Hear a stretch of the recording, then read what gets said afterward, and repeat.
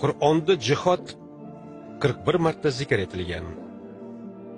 Kechirish, tinchlik va muhabbat esa 355 marta. Shulardan so'ng ham ba'zilar islomni tinchlik dini emas deb hisoblashadi. Gapir Patisha.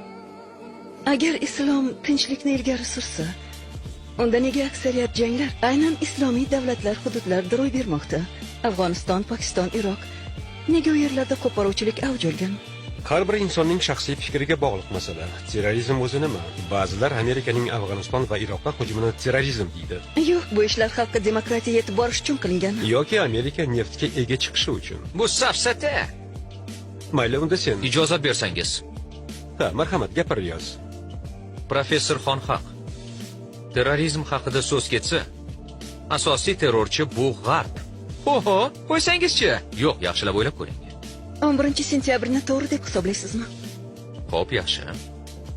11-sentyabrdagi portlashda nechta odam o'lganini bilasizmi o'zi? 3000 ga yaqin. Afg'onistonni bombardimon qilinishida qancha odam halok bo'lganini-chi? 15 mingdan ortiq odam. Bu ham faqat rasmiy xabar. U yerga 50 ming tonnalik portlovchi bombalar tashlangan, begunoh odamlar ustiga. Keksalar, ayollar, bolalar. Bularni bari Tolibon tufayli bo'lganda. Tolibonni o'zi qayerdan paydo bo'lganini bilasizmi? Sizni mamlakatingizdan Rossiyani zaiflashtirish uchun. Nima bo'lganda ham ular terrorchilarni yashirishgan. Ha-ya, aslida mavjud bo'lmagan terrorchilarnimi?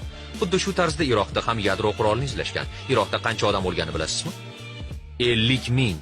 Ularni hozir ham qidirishda davom etishyapti. U yerdan hech nima topa olishmaganida Amerika bilan Angliya nima deganini bilasizmi? Shunchaki uzr so'rashdi. Haligacha u yerda o'z armiyasini ushlab turishibdi. Bu bilan nima demoqchisiz? Demoqchimanki, siz amerikaliklar qimmatbaho liboslarda yurib, demokratiyadan so'z ochsangiz ham, asl kirdikorlaringizni hech qachon yashira olmaysiz. Siz musulmonlarga shunchalik qiyin bo'lsa, nega bizni davlatdan chiqib ketmaysiz? Ketamiz. Sizlar ham bizni davlatdan ketganingizda.